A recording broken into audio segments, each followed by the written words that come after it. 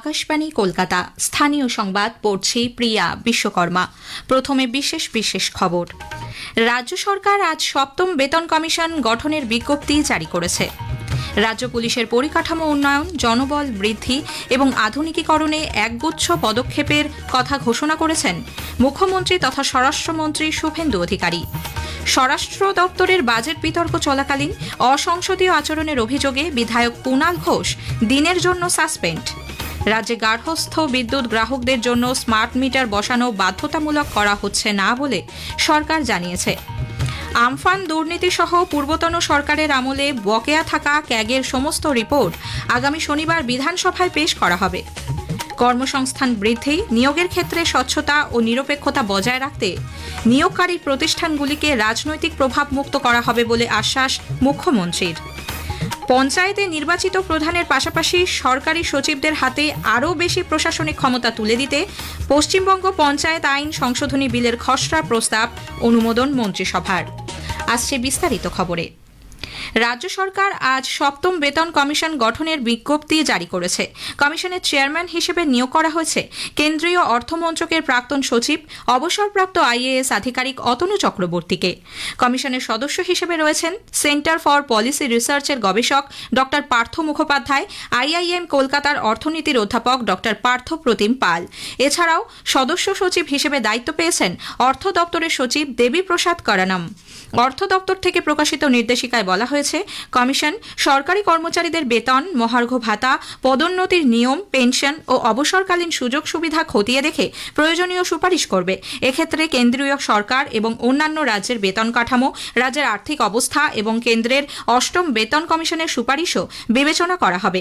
কমিশনকে 6 মাসের মধ্যে রিপোর্ট জমা দেওয়ার চেষ্টা করতেও বলা হয়েছে।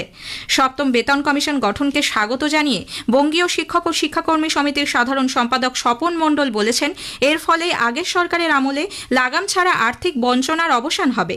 শিক্ষানুরাগী ঐক্যমঞ্চের সাধারণ সম্পাদক কিঙ্কর অধিকারী কেন্দ্রীয় সরকারি কর্মচারীদের অষ্টম বেতন কমিশনের ফিটমেন্ট ফ্যাক্টরকে অনুসরণ করে রাজ্য সরকারি কর্মচারীদের জন্য নতুন পে কমিশন চালুর দাবি জানিয়েছেন। রাজ্য পুলিশের পরিকাঠামো উন্নয়ন, মনোবল বৃদ্ধি এবং আধুনিকীকরণে একগুচ্ছ পদক্ষেপের কথা ঘোষণা করেছেন মুখ্যমন্ত্রী তথা স্বরাষ্ট্রমন্ত্রী শুভেন্দু অধিকারী। বিধানসভায় আজ স্বরাষ্ট্র দপ্তরের বাজেট আলোচনা শেষে জবাবি ভাষণে তিনি জানান, দুর্গাপুজোর আগেই 16,000 নতুন কনস্টেবল কাজে যোগ দেবেন। আধুনিক মডার্ন পুলিশ ফেসিলিটি দেব, ম্যান পাওয়ার বাড়াবো, লজিস্টিক সাপোর্ট বাড়াবো, আর পুলিশের দক্ষতা আনার জন্য ট্রেনিং শুরু হয়ে গেছে। 16,000 নতুন কনস্টেবল পুজোর আগেই মাঠে নেমে যাবে।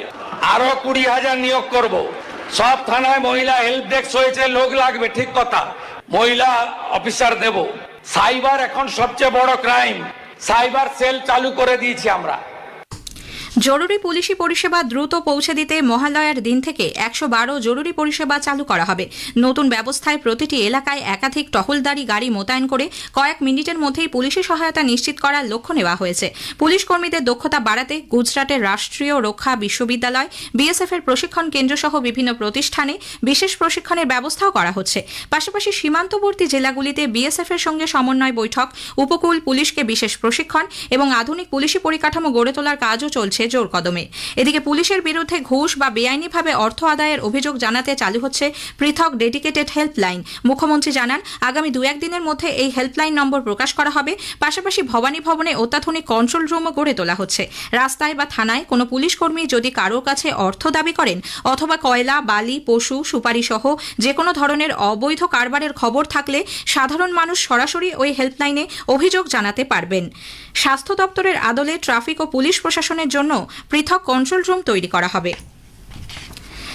রাজ্যে আইন শৃঙ্খলা পরিস্থিতি উন্নয়নে পুলিশের শূন্য পদে অবিলম্বে নিয়োগের দাবি জানিয়েছে সিপিআইএম। রাজ্য বিধানসভায় আজ স্বরাষ্ট্র ও পার্বত্য বিষয়ক বাজেট প্রস্তাবের ওপর আলোচনায় অংশ নিয়ে ডোমকলের সিপিআইএম বিধায়ক মোস্তাফিজুর রহমান বলেন, পূর্বতন তৃণমূল কংগ্রেস সরকারের আমলে পুলিশের আত্মবিশ্বাস তলানিতে গিয়ে ঠেকেছে। বর্তমান সরকার পুলিশ প্রশাসনের ক্ষমতা বৃদ্ধি ও আইন শৃঙ্খলা রক্ষায় বেশ কিছু পদক্ষেপ নিয়েছে। যে আত্মবিশ্বাস আমাদের রাজ্যের, তা প্রায় ভেঙে পড়েছিল। সেই রকম একটা জায়গা থেকে ইতিমধ্যে যে কটা সিদ্ধান্ত গ্রহণ করা হয়েছে সেগুলো অত্যন্ত পজিটিভ, কিন্তু যে সমস্যাগুলো এই সময়কালে এখনো আমাদের রাজ্যে যেমন আইন শৃঙ্খলার অবনতি আমরা দেখেছি গত 15 বছর ধরে। আমরা এই 2 মাসের মধ্যে হয়তো সবটা সমাধান করা যাবে, তবুও আমরা দেখছি যে বারুইপুর, মালদা, সোদপুর, পশ্চিম বর্ধমান সহ 15-20টি ভয়াবহ খুন ও নারী নির্যাতনের ঘটনা এই সময়ে ঘটেছে। একটা পদক্ষেপ গ্রহণ করা হয়েছে সরকারের পক্ষ থেকে, সেটা প্রত্যেকটা থানাতে মহিলা সেল। আমি বলবো যে এটা হয়েছে। স্বরাষ্ট্র দপ্তরের বাজেট বিতর্ক চলাকালীন আজ বিরোধী তৃণমূল কংগ্রেসের 2 শিবিরের অন্তর্দ্বন্দ্বকে কেন্দ্র করে বিধানসভার অধিবেশন উত্তপ্ত হয়ে ওঠে। বাজেট আলোচনায় অংশ নেবার সুযোগ না পাওয়ার অভিযোগে ক্ষোভে ফেটে পড়েন কালীঘাটপন্থী বিধায়ক কুণাল ঘোষ। শেষ পর্যন্ত হট্টগোল ধস্তাধস্তির মধ্যে মার্শাল ডেকে তাকে কক্ষ থেকে বের করে দেওয়া হয়। পরে অসংসদীয় আচরণের অভিযোগে দিনের বাকি সময়ের জন্য তাকে সাসপেন্ড করেন অধ্যক্ষ।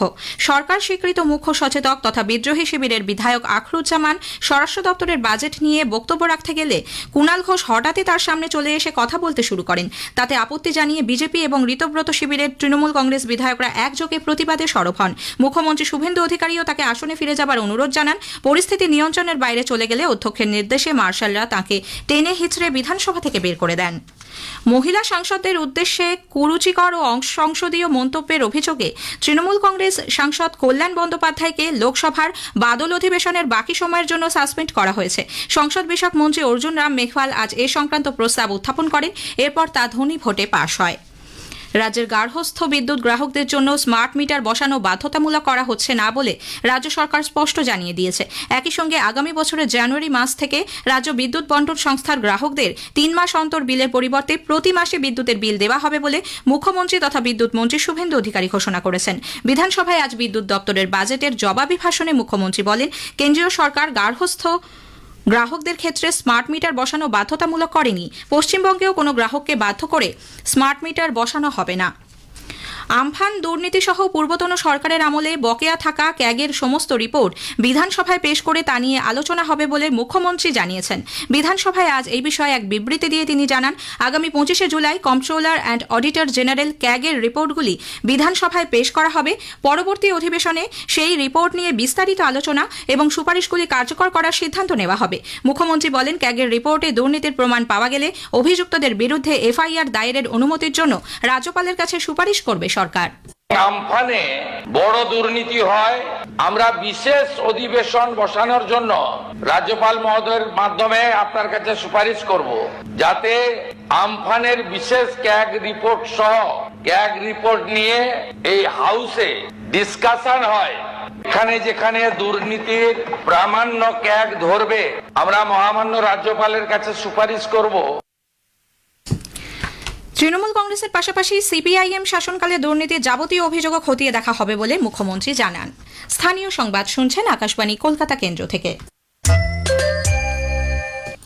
কর্মসংস্থান বৃদ্ধি, নিয়োগের ক্ষেত্রে স্বচ্ছতা ও নিরপেক্ষতা বজায় রাখতে school service commission, college service কমিশনের মতো প্রতিষ্ঠানগুলিকে রাজনৈতিক প্রভাব মুক্ত করা হবে বলে মুখ্যমন্ত্রী শুভেন্দু অধিকারী জানিয়েছেন। কারিগরি শিক্ষা প্রশিক্ষণ ও দক্ষতা উন্নয়ন দপ্তরের উদ্যোগে আজ আলিপুরের ধনধান্য অডিটোরিয়ামে আয়োজিত রাজ্য স্তরের রোজগার মেলায় অংশ নিয়ে মুখ্যমন্ত্রী বলেন, এই ক্ষেত্রে রাজ্য সরকার ইউপিএসসি মডেল অনুসরণ করবে। পঞ্চায়েতে নির্বাচিত প্রধানের পাশাপাশি সরকারি সচিবদের হাতে আরও বেশি প্রশাসনিক ক্ষমতা তুলে দিতে পশ্চিমবঙ্গ পঞ্চায়েত আইন সংশোধনী বিলের খসড়া প্রস্তাব অনুমোদন করেছে মন্ত্রিসভা। খুব শীঘ্রই বিধানসভায় ওই বিল আনা হবে। এই সংশোধনের ফলে পঞ্চায়েতের দৈনন্দিন প্রশাসনিক ও আর্থিক কাজকর্মে সচিবদের ভূমিকা আরও বাড়বে। প্রতারণার অভিযোগে কোচবিহারের তৃণমূল কংগ্রেসের প্রাক্তন জেলা সভাপতি অভিজিৎ দে ভৌমিককে পুলিশ গ্রেপ্তার করেছে। শিলিগুড়ির বাগডোগরা বিমানবন্দর থেকে আজ তাকে গ্রেপ্তার করে কোতোয়ালি থানার পুলিশ। রাজ্যে পালা বদলের আগে তৎকালীন বিরোধী দলনেতা শুভেন্দু অধিকারীর কনভয়ে হামলা চালানো সহ বেশ কয়েকটি গুরুতর অভিযোগ রয়েছে তার বিরুদ্ধে। বিধানসভা নির্বাচনের ফলাফল ঘোষণার পর থেকেই গা ঢাকা দিয়েছিলেন তিনি। মেদিনীপুর হয়ে বিস্তৃত সক্রিয় মৌসুমী অক্ষরেখার কারণে আগামী 3-4 দিন দক্ষিণবঙ্গে বিক্ষিপ্তভাবে ভারী বৃষ্টির পূর্বাভাস। আগামীকাল বেশ কিছু জেলায় ভারী বৃষ্টি হতে পারে। উত্তরবঙ্গে অবশ্য বৃষ্টির পরিমাণ কিছুটা কমেছে। আজ 2-1 জায়গায় বজ্রবিদ্যুৎ সহ হালকা বৃষ্টির সম্ভাবনা। প্রধানমন্ত্রী নরেন্দ্র মোদী রবিবার 27শে জুলাই আকাশবাণীতে মন কি বাত অনুষ্ঠানে দেশ বিদেশের মানুষের সঙ্গে তাঁর চিন্তাভাবনা ভাগ করে নেবেন। এটি হবে মাসিক এই বেতার অনুষ্ঠানের 136তম পর্ব। শেষ করার আগে স্থানীয় সংবাদের বিশেষ কিছু অংশ আরও একবার। রাজ্য সরকার আজ 7ম বেতন কমিশন গঠনের বিজ্ঞপ্তি জারি করেছে। রাজ্য পুলিশের পরিকাঠামো উন্নয়ন, মনোবল বৃদ্ধি এবং আধুনিকীকরণে একগুচ্ছ পদক্ষেপের কথা ঘোষণা করেছেন মুখ্যমন্ত্রী তথা স্বরাষ্ট্রমন্ত্রী শুভেন্দু অধিকারী। স্থানীয় সংবাদ শেষ হল। আকাশবাণী খবর পড়ছি সুদীপ বসু। এখনকার বিশেষ বিশেষ খবর হলো, নানা ইস্যুতে বিরোধী দলগুলির তুমুল হই হট্টগোলের জেরে সংসদের অধিবেশন সারাদিনের জন্য মুলতবি। প্রতিরক্ষামন্ত্রী রাজনাথ সিং বলেছেন, ছাত্র যুব সমাজের আশা আকাঙ্ক্ষা পূরণে সরকার প্রতিশ্রুতিবদ্ধ। উত্তর ম্যাসিডোনিয়ার রাজধানীতে মহাত্মা গান্ধীর আবক্ষ মূর্তির উন্মোচন করেছেন রাষ্ট্রপতি দ্রৌপদী মুর্মু। পশ্চিমবঙ্গ সরকার আজ 7ম বেতন কমিশন গঠনের কথা ঘোষণা করেছে। অশ্লীল কন্টেন্ট দেখানোর অভিযোগে দেশে 50টি ওটিটি প্ল্যাটফর্ম বন্ধ করে দিয়েছে কেন্দ্রীয় সরকার। ফিলিপিন্সে আসিয়ান সম্মেলনের ফাঁকে আগামীকাল মার্কিন যুক্তরাষ্ট্রের সঙ্গে বৈঠকে বসবে রুশ কর্তৃপক্ষ। আসছি বিস্তারিত খবরে। নিট পরীক্ষার প্রশ্নপত্র ফাঁসের অভিযোগ এবং ছাত্রছাত্রীদের বিক্ষোভ সহ বিভিন্ন ইস্যুতে বিরোধী দলগুলি তুমুল হই হট্টগোলের জেরে সংসদের উভয় সভার অধিবেশন আজ দিনের মতো মুলতবি হয়ে গেছে। লোকসভার অধিবেশন দ্বিতীয়বার মুলতবির পর বেলা 2টোর সময় আবারও বসলে বিরোধীরা নিট ইস্যুতে স্লোগান দিতে থাকেন। ওই হট্টগোলের মধ্যেই তৃণমূল কংগ্রেস সাংসদ কল্যাণ ব্যানার্জিকে বাদল অধিবেশনের বাকি সময়ের জন্য সাসপেন্ড করার একটি প্রস্তাব সভায় পাশ হয়। প্রিসাইডিং অফিসার কৃষ্ণ প্রসাদ টেনেট্টি বলেন, কল্যাণ ব্যানার্জি মহিলা সাংসদদের লক্ষ্য করে অসংসদীয় আপত্তিকর মন্তব্য করেছেন।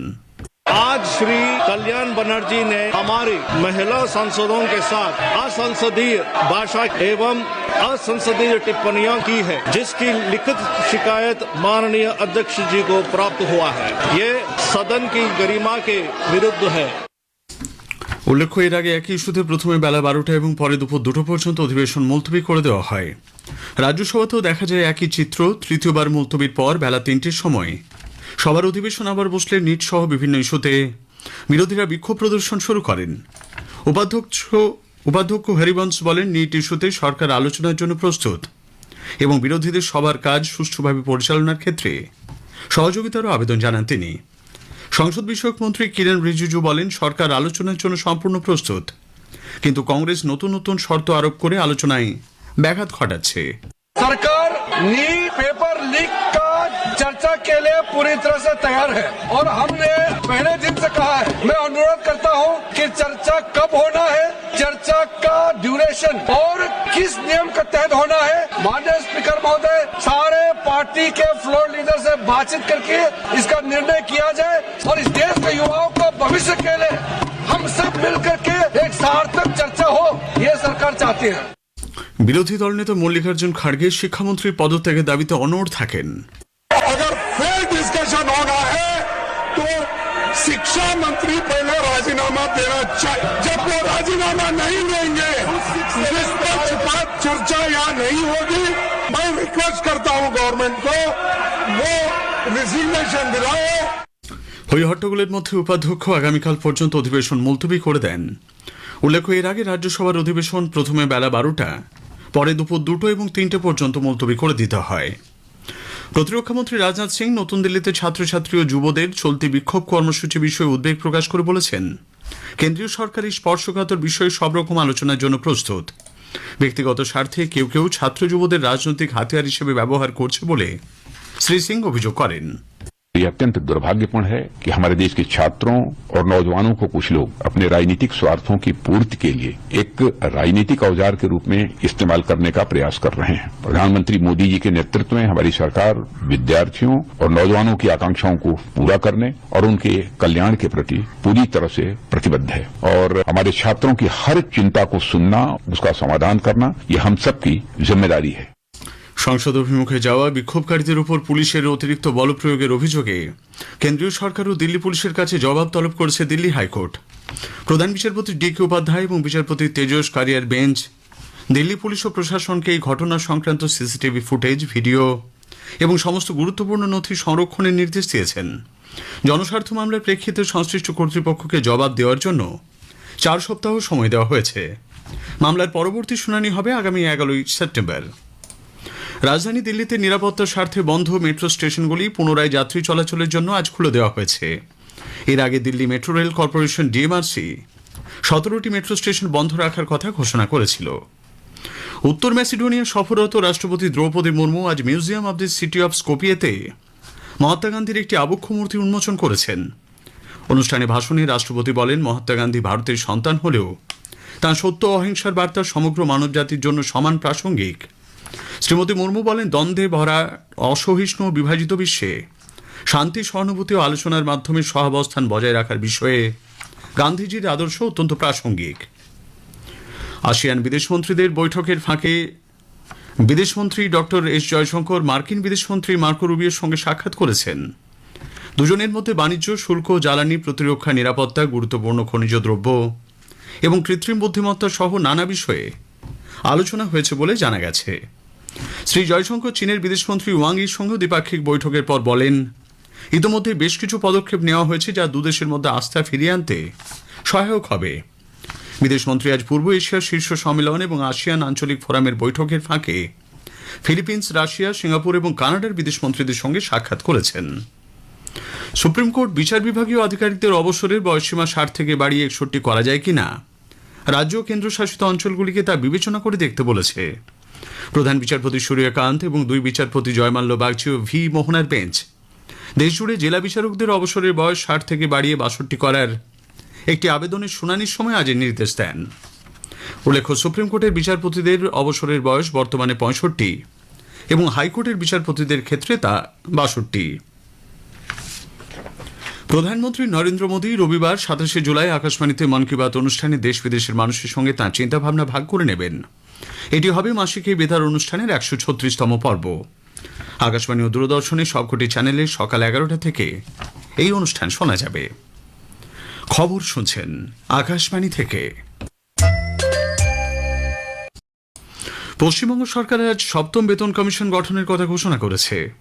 সরকার ও সরকার পোষিত সংস্থার কর্মচারী ও অবসরপ্রাপ্তদের বেতন, ভাতা বৃদ্ধি, পদোন্নতি এবং পেনশন সংক্রান্ত বিষয়ে সুপারিশ করবে এই কমিশন। আগামী 6 মাসের মধ্যে কমিশন তাদের রিপোর্ট রাজ্য সরকারের কাছে জমা দেবে। কমিশনের চেয়ারম্যান হলেন কেন্দ্রীয় অর্থ মন্ত্রকের প্রাক্তন সচিব তথা অবসরপ্রাপ্ত আইএএস অতনু চক্রবর্তী।